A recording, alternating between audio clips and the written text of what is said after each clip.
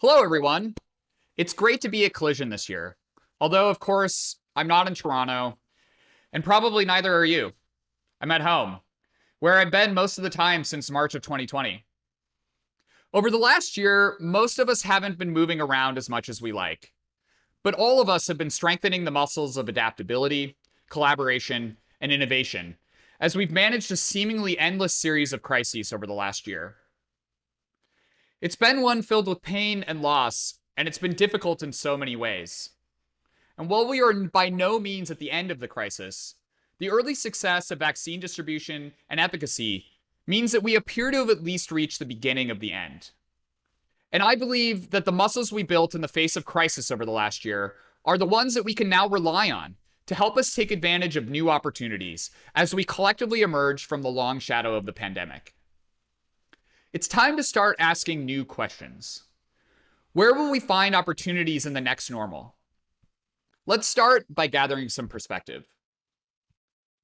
Instead of rushing to my next meeting or to catch a plane, my most time-sensitive demands these days usually come from my dog, Brooklyn, who lets me know in no uncertain terms every time she wants to go out or come back in, or when she's become convinced that she's owed a second breakfast. And on the rare occasions that I'm gone for more than an hour or two, I think she assumes that I'm never coming back and then has a total meltdown. It got me thinking about all those people who got pandemic puppies. Between March and June, pet adoption spiked to 4x year over year. Shelters ran out of dogs, which is a happy thing.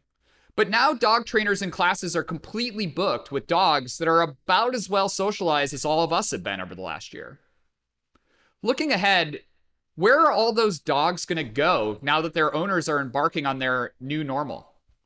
We're already seeing a boom in the sales of dog diapers, so watch for a boom in doggy daycare coming soon. As the world opens up again, there's been a lot of talk about pent-up demand driving the economy. That makes it sound like we're all eagerly awaiting the opportunity for things to just go back to the way they were before. But of course, our habits have eroded during COVID, and there's no reason to expect them to automatically restart. With momentum halted, consumers have an opportunity to rethink everything. What change will that bring? What risks do those changes entail? And where are the opportunities on the other side of those risks? Look at entertainment. Just in time for lockdown, the streaming industry introduced a cacophony of new brands. People signed up, growing their subscriptions from an average of 3 before COVID to 5 as of last fall. That growth trend has been true for digital subscriptions of all kinds. And if you're at one of those businesses, it's been an incredible 12 months. But let's consider the person who decided last August that they were happy to pay $12.99 a month because they weren't going to coffee or beers with their friends. What are you going to do to make sure that your customers don't flip that logic on its head as the world begins to open up? Next, let's look at the food delivery space, where COVID massively accelerated the sector's growth globally. We weren't dining out, so it had to come to us. Food delivery revenue went through the roof, tallying unheard of year-over-year growth that sustained throughout 2020. But now, we're feeling better about going out. As you can see here from OpenTable's reservations and walk-in data, our delivery habits may fall by the wayside quickly. How are you appealing to last year's new customers to turn them into loyalists as the world changes around them? Travel, like restaurants, was also hit hard last year. But with vaccines rolling out faster by the day, the itch to go somewhere is growing. Last month saw a 750% jump in searches for the phrase fully vaccinated travel, a powerful indicator that everyone is ready for a vacation. Are you simply planning to kick your pre-COVID campaigns back on? Or are you testing a variety of new approaches to see what moves people to book now and taking note of what's changed?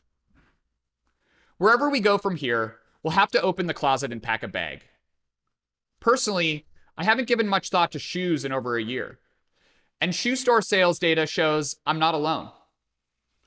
With so much changing about the patterns of our life, our brand loyalties and fashion trends didn't just reset, they hit the off button. So what's going to drive your next apparel purchases?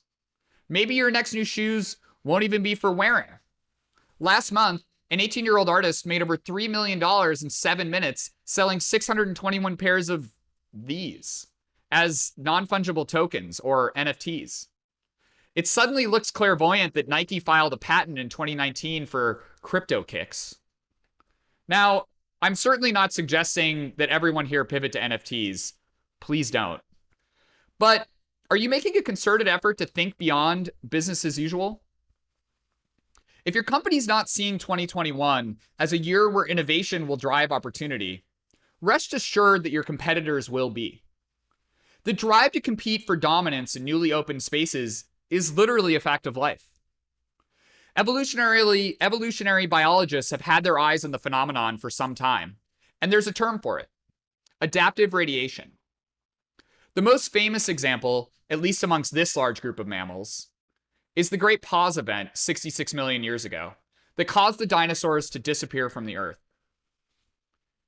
In the wake of what was a disaster for large reptiles, the previously stable ecosystem was wiped away, and a new category of life began to gain ascendance.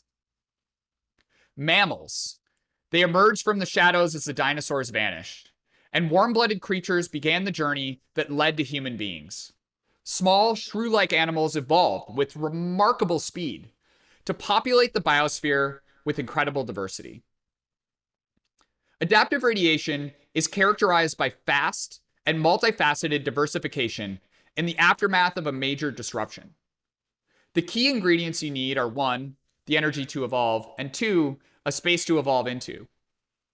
While adaptive radiation is well known in the natural world, I also think it has applicability to major societal and cultural shifts. Think, for example, about medieval Europe. Out of the societal and economic disruption of the plague came many changes to society that advanced knowledge, amongst them the Renaissance, with its unprecedented blossoming of creativity and invention, including the interdisciplinary advances of science and art in the understanding of perspective. Fast forward to another kind of perspective, in which opportunity appears in the wake of invention rather than destruction, and adaptive radiation springs into action again. The internet changed everything, and in creating a digital world, it also produced an expansive new space filled with niches ripe for creativity and communication. And people leaped at the opportunity to publish new ideas, develop new products, and reach new audiences across the barriers of time and space. Then mobile arrived, again changing nearly every aspect of our lives by bringing these spaces together, blurring the lines between the digital and the physical, as it brought the assumption of always-on connectivity into the life of nearly every human on the planet. So now, as the world begins to reopen in the coming months, I believe that we will experience a resurgence of activity unlike anything seen before. Not necessarily because it will have more total energy, but because we've spent so long away from our old way of moving through the world that the opportunity exists for everything to change. So much of the journey through life is characterized first and foremost by momentum, ritual, and tradition. But it's now been over a year. Even our most time-honored annual traditions have been disrupted and upended.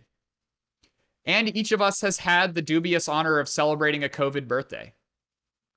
A wholesale extinction of our habits has occurred. And that means that the path that each of us take from here can be more considered and deliberate than ever before. As individuals change, so will businesses. And just as it was on the way in, there will be new winners and losers on the way back out. If you're charged with your brand's success, what do you need to do to navigate through the risks to get to the opportunities? Your customers' changing behavior around your brand will point the way. We define customer engagement as the full set of activities that companies use to build direct relationships with their customers. We recently surveyed 1,300 marketing executives for our 2021 customer engagement review to go in depth on what successful customer engagement looks like. We looked at organizations of all sizes, and from our learnings, I'm going to recommend 3 areas of focus. First, customer centricity. This may seem self-evident, But even some of the world's most storied brands have been forced to rethink the nature of their customer relationships in the last 12 months. Look no further than consumer packaged goods. Their customer used to be the retailer, their supply chain, the big box stores, drugstore, and supermarket chains. Then, direct-to-consumer brands broke into their commodified businesses and started eroding CPG giants' market share. They've had to invest in direct relationships with their end consumers to compete successfully. Direct-to-consumer is rising again, but it's just a modern take on the timeless wisdom to keep your customer at the center of everything you do. Second is interdisciplinary collaboration. Success can't be found in silos. Break through the walls, and collaboration can transform your business. Third is to gain understanding through measurement. Look across the whole customer journey. Where are the moments that make the customer experience better? What else can be measured to ensure that you're building strong customer relationships and loyalty, not just optimizing your short-term bottom line?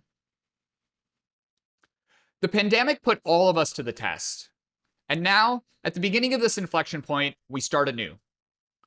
This year's winners will use the same agility, sense of urgency, and collaborative innovation from the crisis in order to thrive moving forward.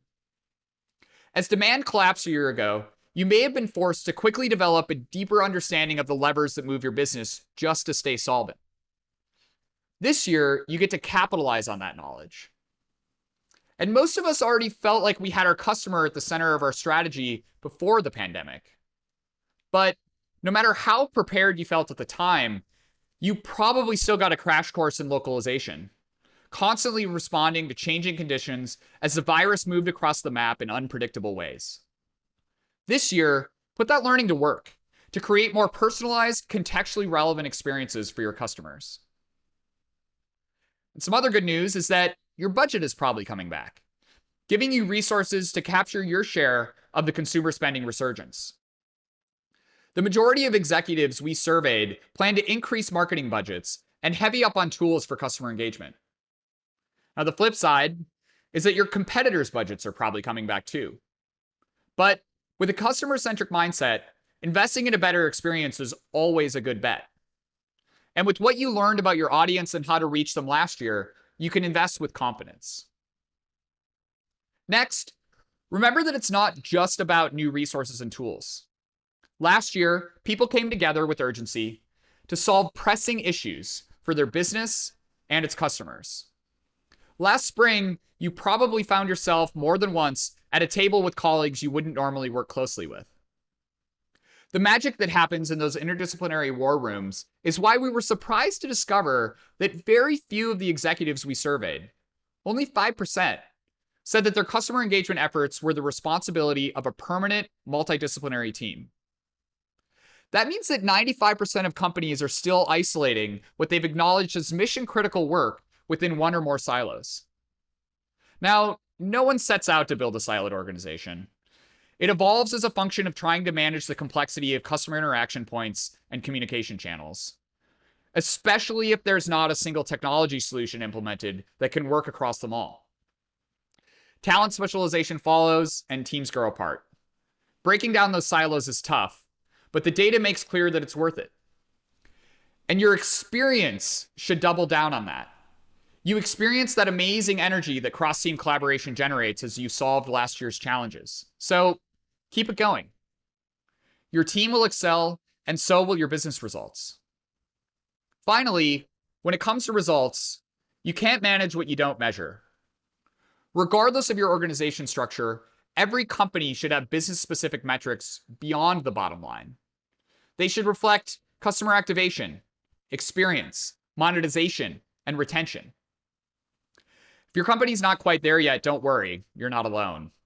For 3 out of 4 of our surveyed executives, connecting customer engagement success with business results is still challenging. But you can get started down the path with a cross-functional approach, and you can do it merely by opening the lines of communication and aligning on how success is defined. Ask yourself, when was the last time you sat down in a one-on-one with your business intelligence or data science lead? Have you gone through quarterly planning and established shared goals together?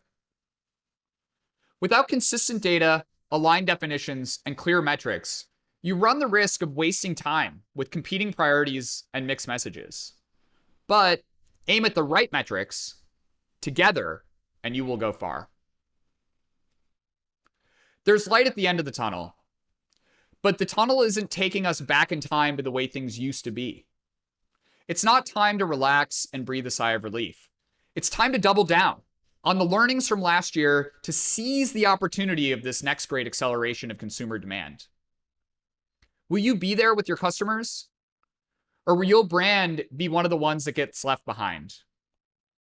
Use the reopening as a forcing function to question the efficacy of what you've got. Take action to make improvements. If it feels like you're blazing new trails at your company, that's a good thing, because it's the dawn of a whole new day. Thank you.